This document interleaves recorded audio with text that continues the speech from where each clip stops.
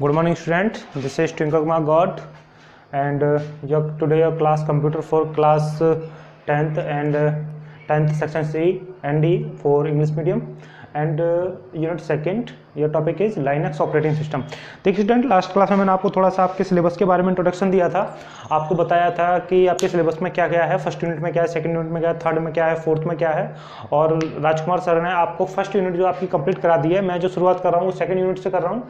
आप इस चीज़ में नहीं जाइए कि चैप्टर थर्ड और फोर्थ आपका ऑर्डर के हिसाब से नहीं है। हमें बोर्ड की क्लास है आपकी, तो यूनिट के हिसाब से काम करना है, ठीक है।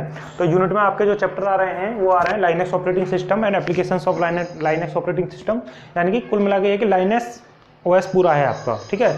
अब जो लाइनक्स ओएस है, अब हम उसकी हिस्ट्री के बारे में बात करते हैं। हिस्ट्री ऑफ लाइनक्स क्या है, देखिए ऑपरेटिंग सिस्टम वगैरह क्या होते हैं। मैंने जो आपको इंट्रोडक्शन क्लास दी थी उसमें थोड़ा सा ऑपरेटिंग सिस्टम वगैरह के बारे में बताया था। बाकी आप अपने लास्ट क्लास 9th क्लास में भी ऑपरेटिंग सिस्टम के बारे में अच्छे से पढ़ चुके हो, ठीक है। मैंने ही पढ़ाया है, पढ़ चुके हो आप, ठीक है। अब देखिए हिस्ट्री ऑफ लाइनक्स के बारे में बात करते हैं।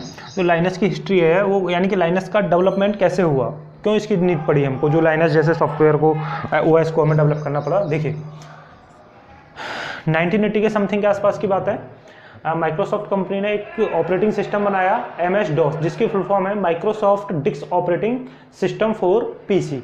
ये कंप्यूटर्स के लिए तैयार किया गया था। किसके लिए? PC for computers. Okay students, अब देखिए ये जो था आपका, ये CUI बेस्ड था। CUI बेस्ड ऑपरेटिंग सिस्टम था। CUI क्या होता है? कमांड यूजर इंटरफेस, ठीक है। आप एक तो होता है CUI, दूसरा होता है बेटा आपका GUI, ठीक है, ग्राफिकल यूजर इंटरफेस। अब CUI में और GUI में क्या अंतर होता है ये भी जान लीजिए आप। वैसे तो आपको पता होगा, लेकिन मैं एक्सप्लेन कर देता हूँ।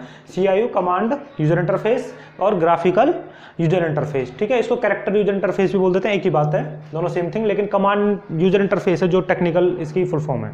ओके, अब देखिए कमांड यूजर इंटरफेस में क्या होता है कि आप जब कमांड यूजर इंटरफेस वाला जब आप कमांड प्रॉम्प्ट खोलेंगे तो आपको इस तरीके से, जहाँ ये जैसे अल्फ़ाबेट्स लिखे हुए हैं ये, तो वहाँ आपको इस तरीके से कमांड्स लिखे हुए होंगे। अगर आप एक्सपर्ट आदमी हो कंप्यूटर के और आपको सारी कमांड्स की नॉलेज है, आप कमांड्स के एकदम मास्टर आदमी हैं, तो आप CUI पे काम कर सकते हैं। अदरवाइज आप CUI पे काम नहीं करेंगे। वहाँ आपको कोई आइकन नहीं दिखाई देता, कोई एप्लीकेशन सॉफ्टवेयर दिखाई नहीं देगा। सिर्फ और सिर्फ एक ब्लैक स्क्रीन आपके सामने होगी और उस पर कुछ आपके इंग्लिश वाले अल्फ़ाबेट्स और कुछ न्यूमेरिक कीज़ वगैरह लिखी हुई होंगी, ठीक है। जिसमें अगर आपको कमांड्स वगैरह के बारे में पता है तो आप समझ पाओगे क्या लिख रहा है ये, अदरवाइज आप नहीं समझ पाओगे। तो इस वजह से ये नहीं चल पाया। उसके बाद धीरे धीरे चेंज आते आते ग्राफिकल यूजर इंटरफेस बनाया गया। ग्राफिकल यूजर इंटरफेस आज भी मार्केट में है, जिसकी वजह से आपका और एक अनपढ़ से अनपढ़ आदमी का भी मोबाइल फ़ोन चलाना या कंप्यूटर चलाना पॉसिबल हो पा रहा है। क्यों? ग्राफिकल का क्या मतलब है? जैसे आपका यूट्यूब है, यूट्यूब के लिए एक आइकन बना हुआ होता है, उस पर छोटा सा आपका कॉन्टैक्ट है, कॉन्टैक्ट पे ऐसे करके एक कॉल वाला सिंबल बना हुआ होता है। देखिए मैं इधर बना देता हूँ। कॉन्टैक्ट पे कॉल वाला सिंबल इस तरीके से बना हुआ होता है, ठीक। कॉन्टैक्ट उस पर कॉल के लिए, या फिर आपका व्हाट्सअप है, व्हाट्सअप का आइकन, यानी कि सबको एक उन्होंने एक ऐसी ग्राफिकल पहचान दे रखी है, पिक्टोरियल फॉर्म में पहचान दे रखी है, पिक्चर लगा रखी है कि ये आइकन इसके लिए है। तो जो आदमी पढ़ना नहीं जानता है, जो आदमी इंग्लिश नहीं जानता है, वो भी इजीली कंप्यूटर को बड़े आसानी से या आपके मोबाइल फ़ोन को चला सकते हैं। और चला रहे हैं, आप देख रहे हैं आज की मार्केट में आपकी ऑनलाइन क्लास चल रही है, आपको पूरा सब कुछ डिजिटल होता जा रहा है, ठीक है। तो ये सब कुछ किसकी वजह से पॉसिबल होता जा रहा है? हमारा ग्राफिकल यूजर इंटरफेस की वजह से, ठीक है।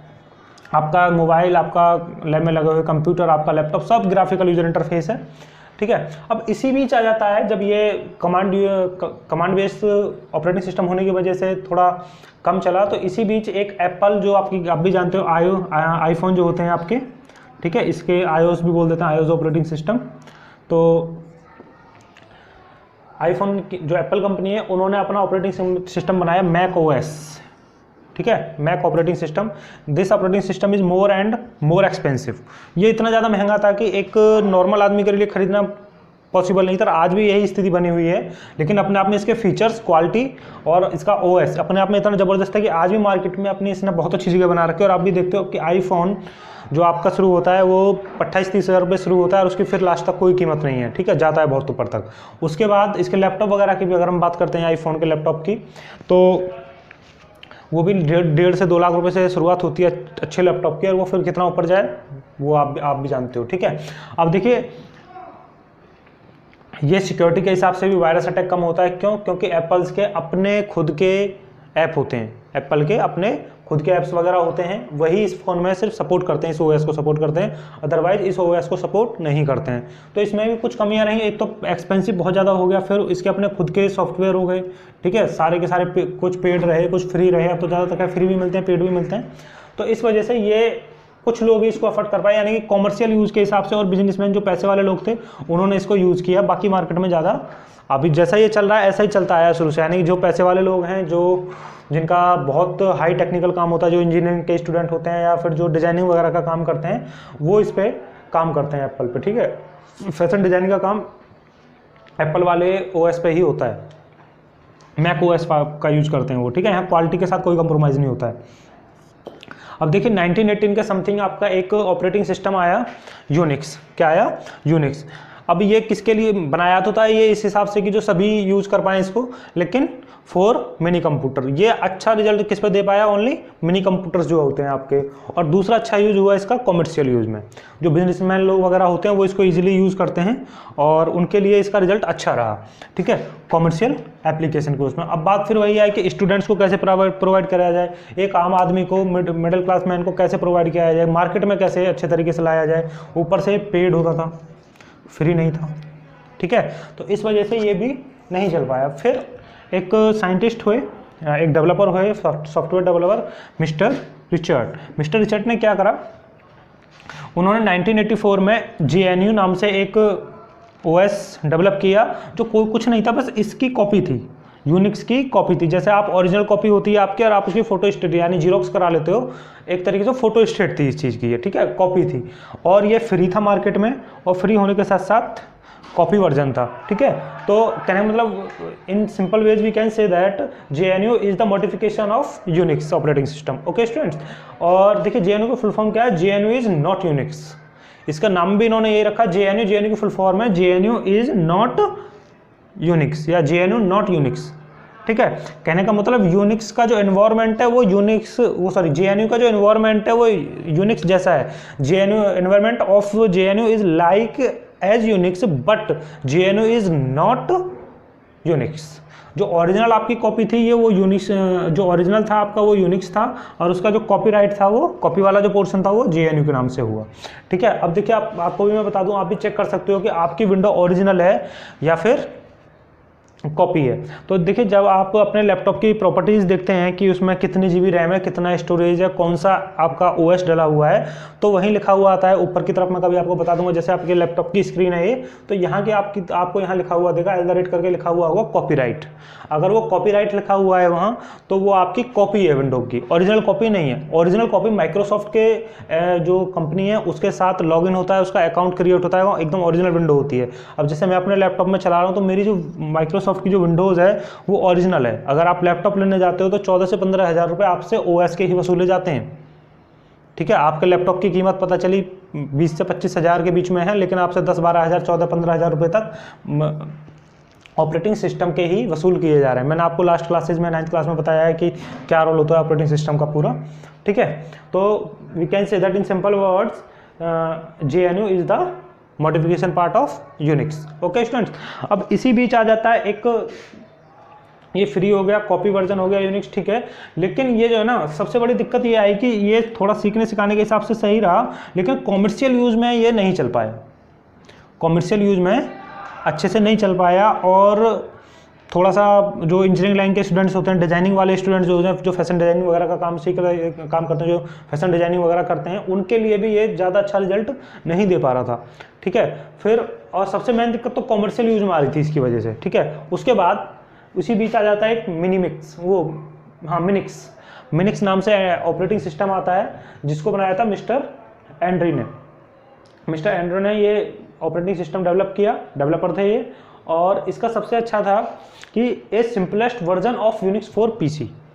देखिए ये पूरे तरीके से PC के लिए बनाया गया, ठीक है, पूरे तरीके से, और एकदम सिंपल फॉर्म में बनाया गया। ये भी यूनिक्स का ही कॉपी था, ठीक है। मैन तो इसका ओरिजिनल तो यूनिक्स था, मिनिक्स क्या था आपका, उसका बिल्कुल कॉपी पार्ट था। और बस कोशिश ये की जा रही थी कैसे इसको सिंपल फॉर्म में पब्लिक के बीच में लाया जाए और फ्री अवेलेबल कराया जाए। तो देखिए ये जो रहा, फ्री तो आ गया मार्केट में, बेस्ट फॉर टीचिंग, यानी स्टूडेंट्स के लिए बेस्ट रहा, best for teaching but not for commercial use.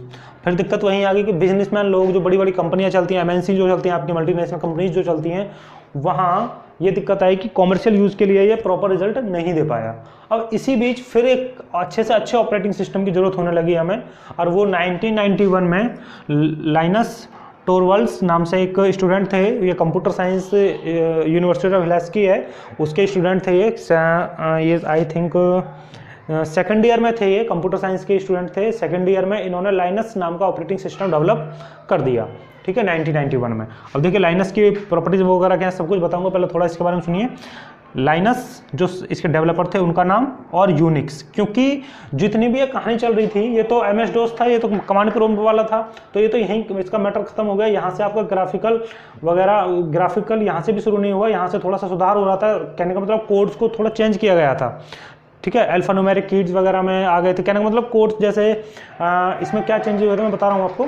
जैसे मान लीजिए सब्ट्रैक्ट है आपका, सब्ट्रैक्ट के लिए आप सब यूज कर सकते हो। एडिशन है, जैसे एडिशन के लिए आपने ऐड यूज कर दिया, ठीक है, तो इस तरीके के कोड्स यहाँ यूज होने लगे थे, तो थोड़ा सा आसानी हो गई थी। लेकिन यहाँ मिनिक्स तक ऐसे अल्फान्यूमेरिक कोड्स ही आपके यूज हो रहे थे, सब्ट्रैक्शन के लिए सब, मल्टीप्लिकेशन के लिए मल्ट, ठीक है, डिवीजन के लिए DIV, ऐसे करके आपके कोड्स यूज होते हैं। लेकिन लाइनस जो बनाया वो लाइनस टोरवल्ड्स ने बना दिया, और लाइनस प्लस यूनिक्स, यानी कि लाइनस का नाम और यूनिक्स ऑपरेटिंग सिस्टम पे इसकी प्रोग्रामिंग लिखी गई थी, इसकी वजह से इन दोनों के नाम से इसका नाम पड़ गया लाइनस। क्या नाम पड़ा बेटा?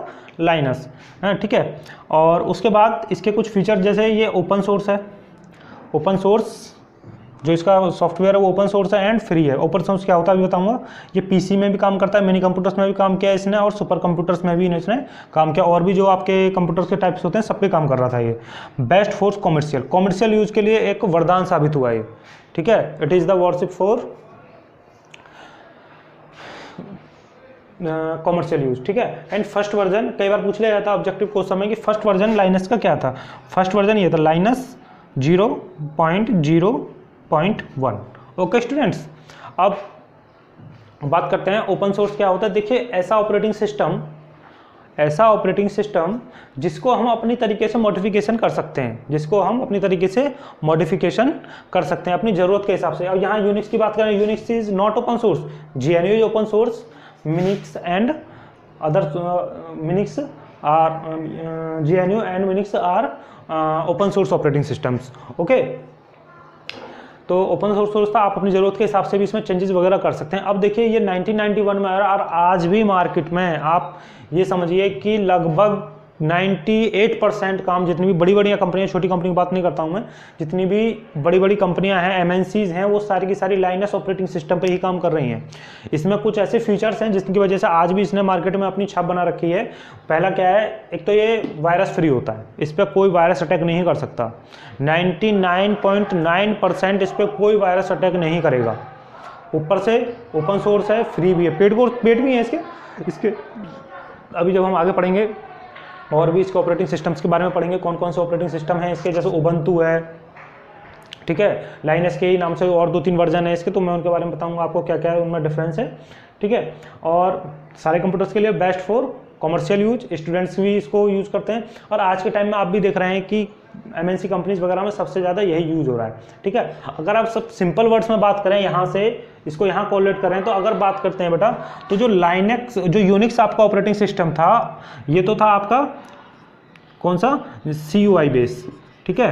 कैसा था ये, CUI बेस्ड। लेकिन जब इसका जो ग्राफिकल इंटरफेस आया, अगर सिंपल वर्ड्स में हम बात करें, एक लाइन में बात को खत्म करें, Linux operating system is the graphical user interface of Unix.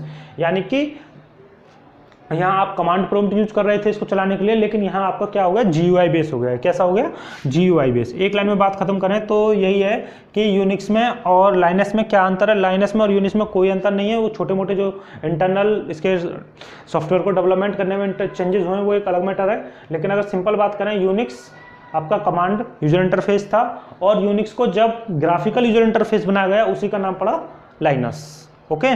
तो पूरी तरीके से बात करें तो यूनिक्स ही इसका बेस है, यूनिक्स से ही इसका डेवलपमेंट हुआ है पूरी तरीके से, ठीक है। बस इतना याद रखना है, Linux is the graphical user interface of Unix operating system, okay students. अब आप इसको मैं थोड़ा साइड हट जाता हूँ, आप इसको थोड़ा नोट डाउन कर लीजिए।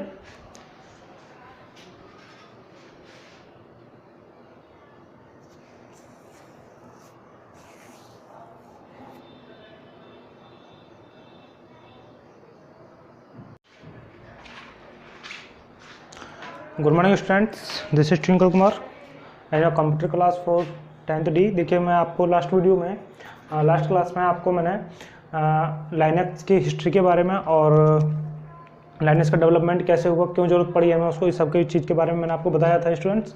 ठीक है, अब हम बात करते हैं लाइनक्स के कुछ वर्जन्स हैं जिनके मैंने नाम लिखे हैं। यहाँ हैं तो बहुत सारे, लेकिन मैंने बस मोस्टली वो लिखे हैं जो यूज़ में है। ठीक है, और भी आपकी बुक में और भी ज़्यादा हो सकते हैं, तो आप देख लेंगे, कोई दिक्कत नहीं है। देखिए चलिए शुरुआत करते हैं।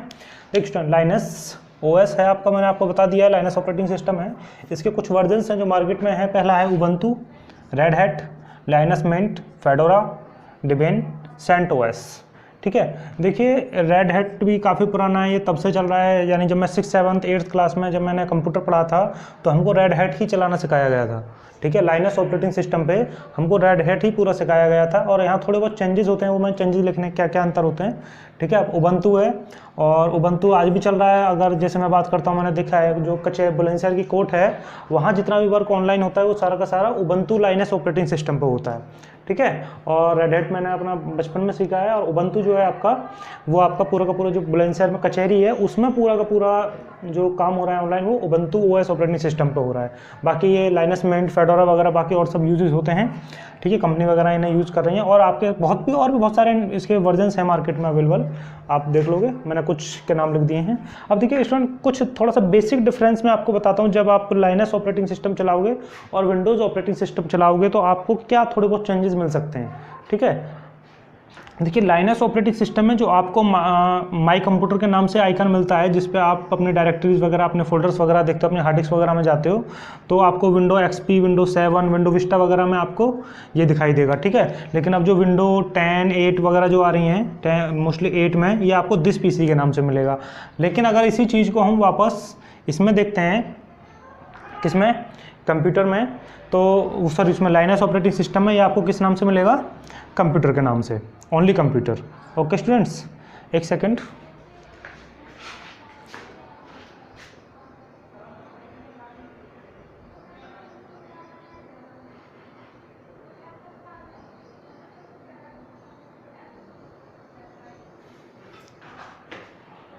हाँ students, I am come back. देखिए आपको जो ये window XP, window Vista and Windows 8 उसमें, विंडो 7 में, विंडो विस्टा में, ठीक है, विंडो होम बेसिक में, ये सब आपको माई कंप्यूटर के नाम से मिलेगा आइकन। और आप इसको विंडो 8 में और 10 में देखोगे तो दिस पीसी के नाम से। मोस्टली मैं विंडो 10 चला रहा हूँ तो उसमें दिस पीसी के नाम से है। और अगर इसी को आप लाइनस ओएस के उसमें देखते हो तो आपको ये कंप्यूटर के नाम से मिलेगा, सिंपल कंप्यूटर, जहाँ से आप अपनी हार्ड डिस्क में जा सकते हो। ठीक है, उसके बाद जो आपका स्टार्ट बटन आता है, ठीक है, वहाँ माई डॉक्यूमेंट, जब स्टार्ट बटन पे आप क्लिक करते हो तो माई डॉक्यूमेंट्स आते हैं आपके विंडोज़ एक्सपी में, 7 में, विस्टा में। ठीक है, माई डॉक्यूमेंट्स वगैरह के नाम से आता है, तो वहाँ आपको ये किस नाम से मिलेगा, जो आपको लाइनस ओएस के अंदर मिलेगा वो होम के नाम से मिलेगा। और देखिए जो आपका रिसाइकल बिन होता है, मोबाइल में केवल ये बिन के नाम से आता है, आपके कंप्यूटर में ये रिसाइकल बिन के नाम से होता है। विंडोज़ ऑपरेटिंग सिस्टम में रिसाइकल बिन के नाम से मिलेगा आपको, लेकिन इसमें किस नाम से, किसी फ़ोन में आपने देखा ट्रेस के नाम से भी मिलता है। ठीक है, आपकी ईमेल आईडी वगैरह है वहाँ ट्रेस के, उसमें आके जाकर देख सकते हो आप। तो वहाँ ऑपरेटिंग सिस्टम जो आपका लाइनस ऑपरेटिंग सिस्टम है उसके अंदर ये ट्रेस के नाम से मिलता है। किस नाम से मिलता है, ट्रेस के नाम से। जहाँ अपनी जो आपकी गलती से फाइल डिलीट हो जाती हैं, फाइल जो डिलीट होकर आपकी पहुँचती हैं वो ट्रेस में पहुँचती हैं, और विंडोज़ में वो रिसाइकल बिन में पहुँचते हैं। रिसाइकल का मतलब जो आपका कूड़ेदान होता है, ट्रेस का मतलब जहाँ कूड़े वाला सामान जा रहा है, वो दोनों एक ही चीज़ है, वैसे इनके नाम बदल दिए हैं। ठीक है, और देखिए जो आपको विंडोज़ में आपको स्टार्ट बटन मिलता है।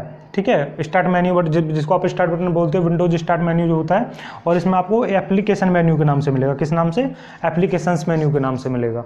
और देखिए जो आपकी हार्ड डिस्क जब आप खोलते हो उसमें लिखा होता है ना hard disk C, hard disk D, वो वहाँ प्लेसेस के नाम से मिलती है आपको।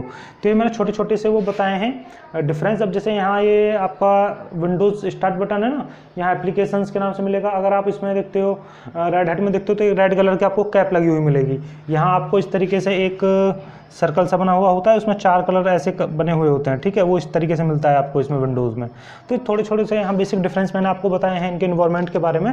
और आप देखेंगे थोड़ा सा, आप चाहो तो नेट वगैरह से भी इसकी हेल्प, थोड़ा सा इसके बारे में जानकारी इकट्ठी कर सकते हो। आप अपनी बुक में रीडिंग करोगे तो आपको बहुत कुछ मिलेगा। नेट से भी आप इस चीज़ को देख सकते हो। आपके पास जो आजकल टेक्नोलॉजी है, आपके पास नेट है, फ्री नेट रहता है, उसका फ़ायदा उठाइए, सीखिए इसके बारे में, इसकी कमांड सीखिए, इसके बारे में जानिए क्या क्या है और इसके कौन कौन से बचे हुए ऑपरेटिंग सिस्टम है और इसके कौन कौन से वर्जन है, करंटली कौन सा वर्जन चल रहा है, सबसे बेस्ट वर्जन कौन सा है, सबसे बेस्ट वर्जन की रेटिंग क्या आती है, कौन सा बेस्ट है सबसे। इस चीज़ को भी आप अपना आराम से ऑनलाइन कहने का मतलब गूगल वगैरह पे, नेट वगैरह पे, जब आप फेसबुक या व्हाट्सएप वगैरह पर टाइम स्पेंड करते हो तो थोड़ा इन चीज़ों पर भी किया करो, ठीक है। बाकी मैं कमी नहीं छोड़ूंगा अपनी तरफ से, मैं पूरा कराऊंगा आपको। अच्छा, अब देखिए हम थोड़ा सा एडवांटेज ऑफ लाइनस ओएस यानी लाइनस ऑपरेटिंग सिस्टम के बारे में बात करते हैं। देखिए सबसे एडवांस जो एडवांटेज है उसका फर्स्ट ये है कि ये आपका एकदम फ्रीली अवेलेबल है, ठीक है, फ्री अवेलेबल है। दूसरा, no threat of virus, virus free है, एकदम वायरस फ्री है, वायरस नहीं आता है। 99.99% ये सिक्योर है आपका। विंडोज़ की तरह नहीं है कि फ़ोन या आपके फ़ोन की तरह नहीं है, एंड्रॉयड की तरह नहीं है, एंड्रॉयड ऑपरेटिंग सिस्टम की तरह नहीं है कि वायरस आ गया, बग्स आ गया, ये नहीं, यह एकदम एरर फ्री होता है आपका।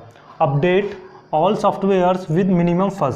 देखिए कई बार क्या होता है, जब आप अपना फ़ोन भी अपडेट करते हो या अपने कंप्यूटर को अपडेट करते हो या अपने ओएस को आप अपडेट करते हो तो कुछ ना कुछ बग्स आ जाते हैं, कुछ ऐसी फाइल, अननेसेसरी फाइल क्रिएट्स हो जाती हैं जो बाद में दिक्कत करती हैं, ठीक है। ऑनलाइन वो आ ही जाता है अगर आपका एंटीवायरस प्रॉपर वे में काम नहीं कर रहा है स्टूडेंट्स। तो विद मिनिमम फज, यानी फज का मतलब है जो छोटी मोटी गड़बड़ होती है, ठीक है। तो update all softwares with minimum first, कहने का मतलब सॉफ्टवेयर्स को एक अच्छे, जो उसका अच्छा फॉर्मेट होता है, जो अच्छा पर्टिकुलर फॉर्मेट तैयार होता है, उसी फॉर्मेट में उनको अपडेट वो कर देता है, बग्स वगैरह नहीं आने देता है। लाइनस नेवर गेट स्लो, इसकी स्पीड जैसे हमने देखा है कि अगर हम जो वैसे विंडोज़ है वो भी काफ़ी पॉपुलर है, लेकिन इससे लाइनस से कम ही है, हर चीज़ में कम है लाइनस से। तो अगर हम देखते हैं यहाँ विंडोज़ पे या एंड्रॉयड पे आप थोड़ा सा एकदम ज़्यादा बटन डाल दो, ज़्यादा बड़ा कोई गेम वगैरह खेलने लगते हो या एक साथ कई एप्लीकेशंस को खोल देते हो तो उसकी स्पीड स्लो हो जाती है। बट ऐसा यहाँ कोई मैटर नहीं है, ये लगातार 24 7 के 7 दिन, महीने से महीने काम करते हैं, साल से साल काम करते हैं, लेकिन इनकी स्पीड कभी स्लो नहीं होती है। उसके बाद Linux does not need to defragment, ये होता है, देखिए आपको डी फ्रेगमेंट क्या होता है, ये आपके जो कंप्यूटर है आपका वहाँ मिलता है आपको ये डी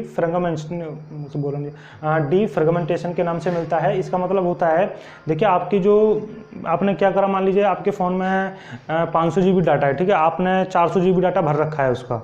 अब 400 GB डाटा में कई बार गलती से फोल्डर बन जाता है, कई बार स्पेस इधर से उधर ट्रांसफ़र करने में थोड़ा बहुत स्पेस कम ज़्यादा हो जाता है। जब हम इसकी डिफ्रेगमेंटेशन इसकी ऑन करते हैं, उसको हार्ड डिस्क को डिफ्रेगमेंट कराते हैं, तो जितना भी उनका अननेसेसरी ना से दो फाइलों के बीच में अननेसेसरी डाटा जो इकट्ठा हो जाता है, अननेसेसरी डाटा जो वो ले लेती हैं, उन सबको ये एकदम यानी कि सीक्वेंस में ऑर्डर में लगा देता है और जो फालतू का डाटा होता है उसको फ्री कर देता है, ठीक है। पता चला कि आपने 400 GB का आपका डाटा भरा हुआ है, आपने ये वहाँ फॉर्मेटिंग लगा दी आपने डिफ्रेगमेंटेशन की, तो जैसे ही आपने ये फॉर्मेटिंग लगाई पता चला कि आपको 25 GB डाटा एक्स्ट्रा मिल गया, जो आपको पता भी नहीं था कि 25 GB डाटा कहाँ से आया।